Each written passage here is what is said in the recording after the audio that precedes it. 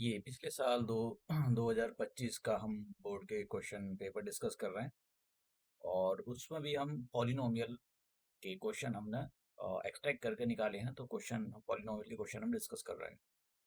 तो ये इसका पार्ट 2 है। पार्ट 1 में करा चुका हूँ। अब देखते हैं कौन कौन से क्वेश्चन 2025 में पॉलिनोमियल से रिलेटेड पूछे गए थे। तो एक क्वेश्चन ये था, 2 नंबर का क्वेश्चन था।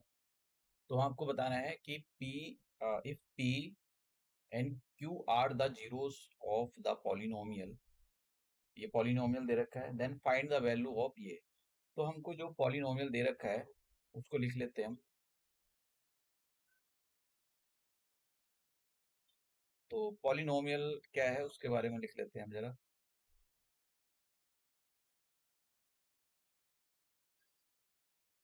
तो पी वाई, देखो जरूरी नहीं है एक्स में आपका पॉलिनोमियल गिवन हो। तो पॉलिनोमियल हमारे पास दे रखा है 21 y² माइनस वाई और माइनस का 2। ये पॉलिनोमियल हमको दे रखा है। अब देखो आपको करना क्या है, ये p और q जो है इसके जीरोस है और आपको पी क्यू चाहिए, मतलब इसके जीरोस की वैल्यू चाहिए। यहाँ पर y की 2 वैल्यू निकालनी पड़ेगी। y की एक वैल्यू को हम p बोल देंगे, y की दूसरी वैल्यू को हम क्या बोलेंगे, q बोलेंगे, और फिर वो यहाँ रख देंगे और फिर हम अपना आंसर निकाल लेंगे। अब देखो इसको कैसे निकालें, ये इसके तो फैक्टर करना पड़ेगा आपको। फैक्टर करने का मतलब कि 2 नंबर ऐसे लाओ जिनकी मल्टीप्लाई करके 42 आ जाए। अब आप कहोगे 42 क्यों, 2 आना चाहिए। देखो y का कोफिशिएंट जब 1 होता है जब ही हम बोलते हैं, लेकिन y का कोफिशिएंट अगर कुछ नहीं है तो मतलब कुछ और नंबर दे रखा है तो इसका और इसका मल्टीप्लाई करना पड़ेगा, 2 और 42। तो हम बोलेंगे कि 2 नंबर ऐसे लाओ जिनकी मल्टीप्लाई करके 42 आ जाए और माइनस करके 1 आ जाए। ठीक है, तो क्या कोई से नंबर है, हाँ 6 और 7। 7 6 जा 42 और 7 माइनस 6 ये आ जाएगा 1। ठीक है, तो हम यहाँ पर लिखते हैं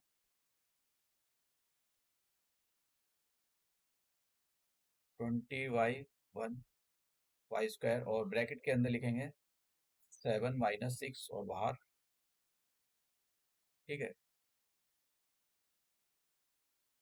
तो कितना आ जाएगा, माइनस का 7x और माइनस माइनस हो जाएंगे प्लस। अब हम यहाँ से 7 बाहर निकाल लेते हैं, पेयरिंग करके 7y बाहर निकालते हैं तो कितना आ जाएगा, 7 3 जा, और यहाँ से बाहर निकालते हैं माइनस, नहीं माइनस नहीं, प्लस का 1 बाहर निकालते हैं, प्लस सॉरी प्लस का 2 बाहर निकालते हैं तो कितना आ जाएगा, 2 3 जा और 1। तो हमारे पास देखो ब्रैकेट के अंदर एक जैसी चीजें बन गई। तो ये जो ब्रैकेट के अंदर एक जैसी चीजें बनी इनको एक ब्रैकेट में बंद कर देते हैं और पहले वाले ब्रैकेट के साथ में जो लिखा हुआ था हम उसको एक ब्रैकेट में बंद कर देते हैं।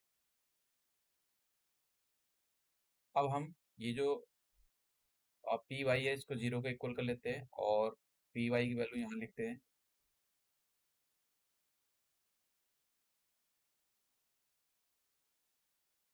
अब केस नंबर 1 करेंगे। केस नंबर 1 के अंदर यही होता है कि आप एक बार 3y-1 को 0 के इक्वल करो, यहाँ से y की वैल्यू निकालो तो कितनी आ जाएगी, 1/3। तो एक y की वैल्यू हमारे पास ये निकल गई 1/3। दूसरी 7y+2 इक्वल टू 0, तो यहाँ से y की वैल्यू निकालोगे तो कितना आ जाएगा, माइनस का 2/7। तो y की दूसरी वैल्यू हमारे पास निकल गई। अब आप क्या काम करो, एक वैल्यू को यहाँ पर p दे दो तो हमारे पास p की वैल्यू, क्योंकि ये जो y की 2 वैल्यू है ना, इनमें से किसी को एक को p दे सकते हो और किसी को एक को q दे सकते हो, क्योंकि ये ही जीरोज हैं। तो ऐसा नहीं हो कि जीरोज कुछ अलग होते हैं, जो y या x की 2 वैल्यू आती हैं वही उसके जीरोज होते हैं। तो हमारे पास जो है एक ये वैल्यू निकल गई। अब हम जो भी एक्सप्रेशन था, जिस एक्सप्रेशन की हमको वैल्यू निकालनी थी उस एक्सप्रेशन को हम यहाँ पर लिख लेते हैं। तो हमको 1 माइनस पी और ब्रैकेट में ये जो यहाँ मल्टीप्लाई लगा हुआ है, कभी आप डॉट का मतलब सोचो डेसिमल है ये, 1 माइनस क्यू, ये हमको वैल्यू निकालनी है। तो p की वैल्यू रखता हूँ, p की वैल्यू है यहाँ पर 1/3, इसको ब्रैकेट में बंद कर देता हूँ और यहाँ पर मल्टीप्लाई। और q की वैल्यू कितनी है, माइनस का 2/7 और एक माइनस यहाँ पर, तो मतलब ये कितना आ जाएगा, अब इस ब्रैकेट के अंदर आप एलसीएम लो, तो इस ब्रैकेट के अंदर एलसीएम आ जाएगा 3, तो यहाँ पर कितना आ जाएगा 3 माइनस 1, एक ब्रैकेट के अंदर मल्टीप्लाई, और यहाँ पर 7 एलसीएम लो तो कितना आ जाएगा 7 प्लस 2, तो इक्वल लगाते चलना आप यहाँ पर, तो कितना आ जाएगा ऊपर आ जाएगा 2/3, पहले वाले ब्रैकेट के सॉल्व करेंगे, और यहाँ पर कितना आ जाएगा 7 प्लस 2 9, और नीचे कितना आ गया 7, तो 3 की टेबल से कट कर दो, 3 1 जा और 3 3 जा 9, तो ऊपर ऊपर मल्टीप्लाई कर लो, तो 3 2 जा 6, तो नीचे नीचे 7, तो इस एक्सप्रेशन की वैल्यू हमारे पास कितनी आ गई 6/7। तो मतलब ऐसा नहीं है, ये वाला जो क्वेश्चन था 2 नंबर का क्वेश्चन था, कोई बहुत मुश्किल था, आसान क्वेश्चन था, और इजी के साथ मतलब इजीली आप कर सकते हो। लेकिन फिर अगर इसमें भी कोई गलत कर देता है तो फिर यहाँ पर मतलब प्रॉब्लम हो सकती है। तो देखो सारे क्वेश्चन ऐसा नहीं होता है कि मतलब जो बच्चे, मैं बार बार बोलता हूँ, जिन बच्चों का मैथमेटिक्स वीक है वो थोड़ी अगर मेहनत कर ले तो जो इजी क्वेश्चन है चलो वो ठीक है, उनके तो आ ही जाएंगे, लेकिन जो थोड़े मुश्किल क्वेश्चन होते हैं, मॉडरेट टाइप के होते हैं, उनको भी वो सॉल्व कर सकते हैं अगर थोड़ी मेहनत कर ले तो। अब हम ये वाला क्वेश्चन सॉल्व करते हैं, तो देखते हैं यहाँ पर क्या आंसर है इसका। 1 नंबर का क्वेश्चन है। अब देखो इस टाइप के क्वेश्चन को आप कैसे सॉल्व करोगे। उसने बोला है -4 is the zero of this polynomial, then ये पॉलिनोमियल दे रखा है और k की वैल्यू निकालनी है। तो हमारे पास पॉलिनोमियल, उसकी वैल्यू लिख लेते हैं p x equal to x square minus का एक्स। और देखो अगर मैं यहाँ पर आपको बताऊं तो इस क्वेश्चन को आप अल्फा बीटा जैसा, अभी चलो ठीक है पहले क्वेश्चन को सॉल्व करते हैं, फिर मैं आपको बताता हूँ कि कैसे भी कर सकते हो, क्योंकि ऐसा नहीं कि एग्जाम में आप पता लगा कि 1 नंबर का क्वेश्चन है उसमें आप बहुत ज़्यादा टाइम लगा रहे हो, तो फिर वो जो टाइम आप कंज्यूम कर रहे हो एक क्वेश्चन पर, वो एक्चुअली दूसरे क्वेश्चन का टाइम खा रहा है। तो आपको कोशिश करनी चाहिए कि पहले से बहुत प्रैक्टिस करके जाओ, और वहाँ पर सोच विचार नहीं करना चाहिए कि किस मेथड से करें, जो इजी मेथड है उसी से आप अप्लाई करो। और इजी मेथड कैसे पता लगता है, इजी मेथड जब पता लगता है जब आप पहले से बहुत प्रैक्टिस करके जाते हो। तो हमको करना क्या है, उसने बोला है कि ये जो ये जो यहाँ पर -4 है, ये इसका जीरो है, इस पॉलिनोमियल का। अगर ये इसका जीरो है तो इसको सेटिस्फाई करेगा। इसको सेटिस्फाई करने का मतलब ये होता है जहां भी इस एक्सप्रेशन के अंदर जहां भी आपको एक्स दिखाई दे उसकी जगह आपको -4 रखना है। समझ में? जब भी इस टाइप का क्वेश्चन आता है तो आपको जो भी एक जीरो दे रखा हो तो आपको उस एक्सप्रेशन के अंदर जहां भी आपको, चाहे वो एक्स की हो या वाई हो, उसकी जगह आपको वो जो वैल्यू रख देनी है, वो जीरो जो है वो रख देना है। जैसे इस क्वेश्चन के अंदर हर एक एक्स की जगह मैं -4 रखने के लिए जा रहा हूँ। जहां भी आप मुझको यहाँ पर एक्स दिखाई देगा तो यहाँ भी एक्स दिखाई दे रहा है -4, इसमें -4 का स्क्वायर कर दूंगा मैं यहाँ पर, और ये -4 है, मैं इसको जरा ठीक से कर देता हूँ, -4 है ये, और एक माइनस ये, और ये माइनस का 4। ठीक है, बाकी सारी चीजें आप ऐसे ही लिख दो। अब -4 का स्क्वायर करोगे 16 आएगा, क्योंकि माइनस का स्क्वायर प्लस होता है, और माइनस की मल्टीप्लाई और प्लस, और ये जो ब्रैकेट में 2, इसको अभी ऐसे ही चलने दो, 2 प्लस 2k। अब देखो ये प्लस का 16, ये प्लस का 4 है, दोनों को प्लस करोगे तो कितना आ जाएगा 20 आ जाएगा, और ये ब्रैकेट वाली जो चीज है इसको अभी ऐसे ही चलने दो।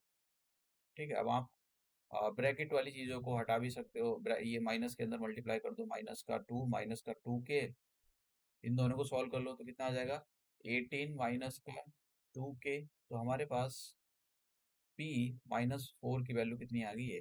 अब आपको करना क्या है, आपको p -4 को जीरो के इक्वल करना है, और ये p -4 की वैल्यू कितनी थी, ये 18 माइनस 2k इक्वल टू 0।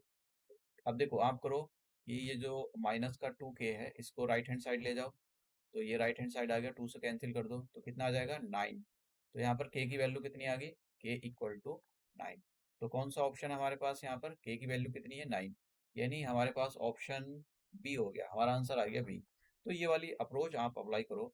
अगर आपने इस अप्रोच को अप्लाई करा, मैं जरा यहाँ पर थोड़ी सी बता देता हूँ कि आपने इसकी कंपैरिजन कर दी स्टैंडर्ड पॉलिनोमियल से, फिर यहाँ से a की वैल्यू आपने 1 और b की वैल्यू यहाँ पर -1 लिखी, और c की वैल्यू यहाँ पर माइनस का 2 प्लस 2k, आप समझ लो जरा इसको। और यहाँ पर एक जीरो दे रखा है, मतलब अल्फा की वैल्यू कितनी दे रखी है, -4 दे रखा है। तो आप क्या काम करोगे, अल्फा प्लस बीटा लगाओगे, कितना होता है -b/a, अल्फा की वैल्यू माइनस यहाँ पर बी दे रखी है, सॉरी -4, और बीटा को आप ऐसे लिख लो। और मैं ये बता रहा हूँ कि इस अप्रोच से थोड़ा बड़ा हो जाता है क्वेश्चन। आपको पहले अल्फा की वैल्यू निकालनी पड़ेगी, फिर वो बहुत बड़ा हाथ पैर फैला देगा क्वेश्चन, एक नंबर की बजाय वो हो जाएगा ज्यादा। तो माइनस बी की वैल्यू कितनी होगी? माइनस बी की वैल्यू हो जाएगी यहाँ पर -1, और ए की वैल्यू कितनी है यहाँ पर? ए की वैल्यू, और ए की वैल्यू कितनी है यहाँ पर? ए की वैल्यू है 1। तो कितना आ जाएगा? 1। तो -4 प्लस बीटा, तो ये इधर आ जाएगा 1, ये -4 को राइट हैंड साइड ले जाओ। तो बीटा की वैल्यू कितनी आ गई हमारे पास? 5।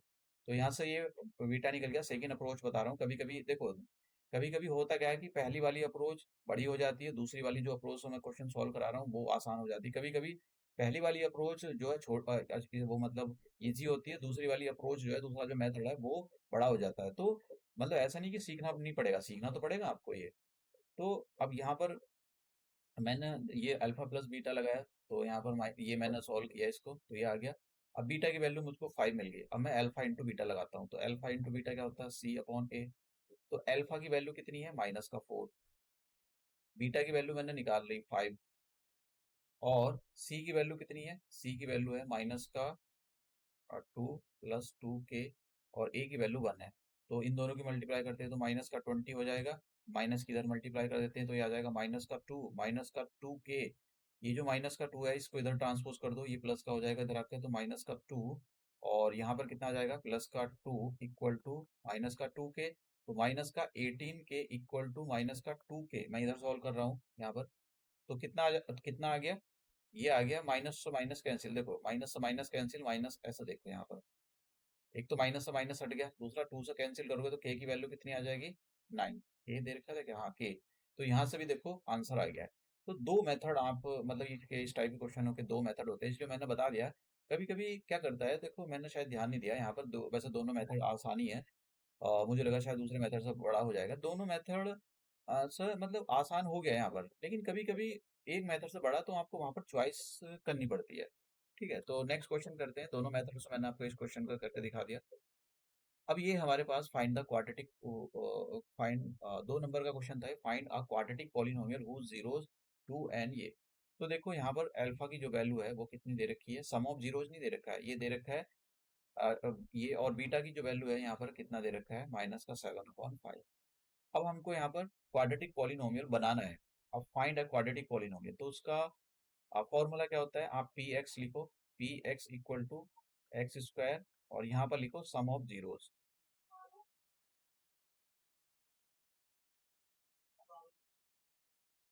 एक्स लगाओ, और यहाँ पर प्रोडक्ट ऑफ जीरोस।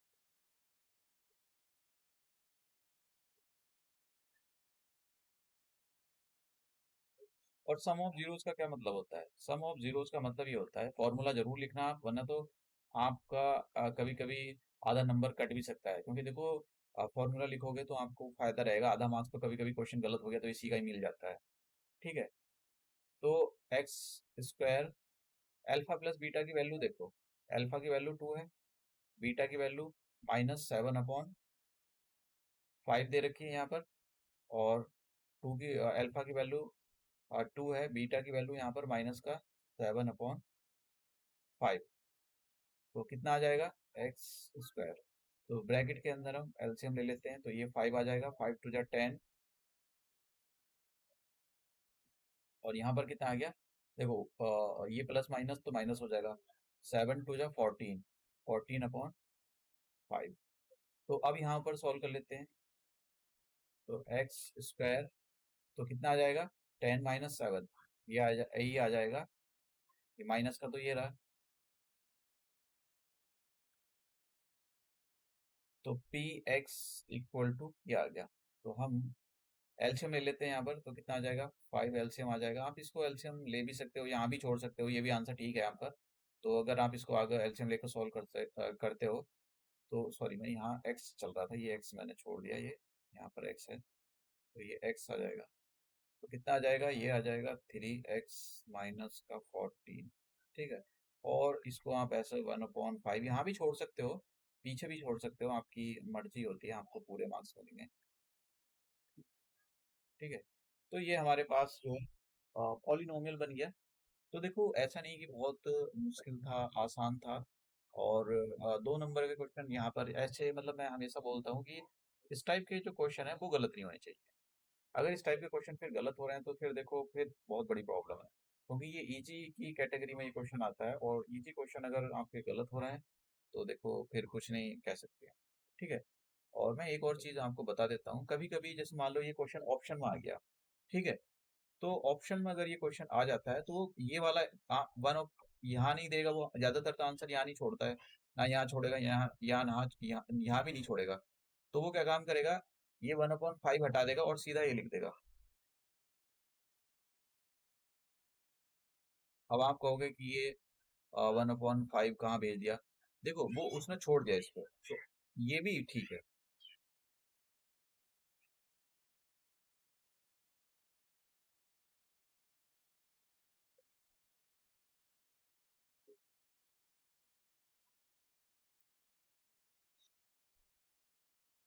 तो हमारा नेक्स्ट क्वेश्चन, देखो इस क्वेश्चन को सॉल्व करने के लिए आपको क्वेश्चन को रीड करना पड़ेगा, रीड तो करना ही पड़ेगा आपको। जैसे यहाँ पर बोला है रेसिप्रोकल, जो जीरोज हैं वो कैसे हैं, रेसिप्रोकल हैं एक दूसरे के। 1 0 of the polynomial is reciprocal of other. जब भी ये रेसिप्रोकल वाले क्वेश्चन आते हैं इस चैप्टर में से, तो आपको 1 नंबर का क्वेश्चन था ये, तो कैसे सॉल्व करना है। देखो आपको जब भी रेसिप्रोकल का जो क्वेश्चन आता है उसको आपको ये प्रोडक्ट ऑफ द जीरोज वाला फॉर्मूला जरूर अप्लाई करना है। तो देखो यहाँ पर मैं लिख रहा हूँ आपको समझाने के बेसिस से ये लिख रहा हूँ, आप अदरवाइज आप डायरेक्ट लिख सकते हो। पॉलिनोमियल की जो वैल्यू है वो दे रखी है हमारे पास b² + 4, और यहाँ पर x² 65x और 4p। और इसके जो जीरोज हैं वो कैसे हैं, रेसिप्रोकल है। रेसिप्रोकल का मतलब अगर आपने एक लेट, देखो मैं आपको इसको 1 नंबर के क्वेश्चन के पॉइंट ऑफ व्यू से नहीं बता रहा हूँ, आपको ये लेट वेट नहीं करना है। अगर 1 नंबर का क्वेश्चन आपको डायरेक्ट सॉल्व करना है, आप जरा समझो। Let 1 0 be alpha and other be 1/अल्फा। तो उसने बोला है एक जीरो दूसरे जीरो का रेसिप्रोकल। अगर आप एक को एक्स ले रहे हो, एक्स तो नहीं लेना है यहाँ पर, अगर एक को अल्फा ले रहे हो तो दूसरा 1/अल्फा लेना पड़ेगा, अल्फा बीटा नहीं लेना है यहाँ पर, वरना तो वो क्वेश्चन जो है खराब हो जाएगा। और इस टाइप के क्वेश्चन में जब भी करो तो ये वाली अप्रोच तो बिल्कुल भी मत लगाना। ठीक है। ये इससे क्या होता है, क्वेश्चन आपका बहुत बड़ा हो जाएगा। तो ये अगर आपने कर दिया तो समझ लो बहुत बड़ा वाकई में क्वेश्चन हो जाएगा। तो इसलिए आपको ये वाली दूसरे वाला जो फॉर्मूला होता है कि product of zeros equal to C/A, ये लगाना है। समझ रहे हो। तो प्रोडक्ट ऑफ जीरोस ये वाला जो है आपको फॉर्मूला लगाना है। तो मैं यहाँ लिखूंगा प्रोडक्ट ऑफ जीरोस, क्यों लगाना है जरा ये देखना। Product of zeros equal to, product equal to minus कितना होता है, C/A। C/A होता है ये आपको डायरेक्ट करना है 1 नंबर के क्वेश्चन में। ये तो मैं आपको सॉल्व करके दिखा रहा हूँ। प्रोडक्ट ऑफ जीरोस का मतलब हो गया कि अगर आपके पास एक जीरोस अल्फा है तो दूसरा 1/अल्फा, दोनों का प्रोडक्ट यही हो गया। सी की वैल्यू यहाँ पर कितनी है, देखो ये जो सी की वैल्यू है ये सी है 4p, और ए कितना है यहाँ पर, ये ब्रैकेट के अंदर जो लिखा हुआ है ना, ये पूरा का पूरा ए है। तो ए की वैल्यू कितनी है यहाँ पर, p² + 4। देखो अल्फा से अल्फा कट गया तो कितना आ जाएगा, इधर बचा 1। जीरो तो बिल्कुल मत बना देना यहाँ पर, वरना तो कबाड़ कर दोगे आप क्वेश्चन का। तो p² प्लस का 4, 1 की मल्टीप्लाई कर दो इसमें, तो 4p आ गया। अब इसको इधर ले आओ, तो ये आ जाएगा -का 4p प्लस का 4। तो हमारे पास जीरो बचा इधर। तो अब बोलोगे 2 नंबर ऐसे लाओ जिनकी मल्टीप्लाई करके 4 आ जाए और प्लस करके भी 4 आ जाए, तो 2 नंबर 2 + 2। तो यहाँ पर आपको अगर डायरेक्ट फार्मूला बनना है आप डायरेक्ट फार्मूला बना सकते हो। यहाँ पर फार्मूला बनना है एक्चुअली ये किसका फार्मूला बनना है, ये बनना है यहाँ पर p - 2 का होल स्क्वायर इक्वल टू 0। तो p की वैल्यू कितनी आ गई, 2। ठीक है, तो ये भी कर सकते हो। अगर नहीं समझ में आ रहा है तो आप समझो जरा यहाँ पर क्या बन रहा है, ये मैं यहाँ कर देता हूँ। तो p², तो 2 + 2, और यहाँ पर लिखेंगे p प्लस का ये, तो कितना आ जाएगा, p² माइनस का 2p माइनस का 2p प्लस का 4 इक्वल टू 0। अब यहाँ से p बाहर निकालो तो कितना आ जाएगा, p - 2, और यहाँ से -का 2 बाहर निकालो तो कितना आ जाएगा, p - 2। तो कितना आ गया, p-2 एक ब्रैकेट के अंदर, p-2 दूसरे ब्रैकेट के अंदर। तो केस नंबर 1 और केस नंबर 2 कर दो, तो p की दोनों वैल्यू यहाँ पर सेम आ रही हैं। तो कौन सा ऑप्शन हो गया, डी। तो आप कैसे भी कर सकते हो, मैं आपको ऑप्शन दे देता हूँ कि कैसे आप कर सकते हो। मैं बार बार कोशिश करता हूँ कि आपको किसी अल्टरनेटिव चीज़ से, अगर कोई इजी है तो उससे भी पढ़ाया जाए। तो देखो, ये मैंने पॉलिनोमियल के चैप्टर, मुझे लगता है शायद अब आगे कोई क्वेश्चन बचा नहीं है इसका। हाँ, तो हम पॉलिनोमियल के जो भी रिमेनिंग क्वेश्चन रह गए हैं, तो किसी नेक्स्ट लेक्चर में डिस्कस करेंगे, क्योंकि अभी हमारे पास काफ़ी सारे क्वेश्चन थे, 15 सेट खुले थे इस बार। तो सीबीएसई के 2025 में तो मैंने सारे के सारे क्वेश्चन को एक्सट्रैक्ट निकाला है।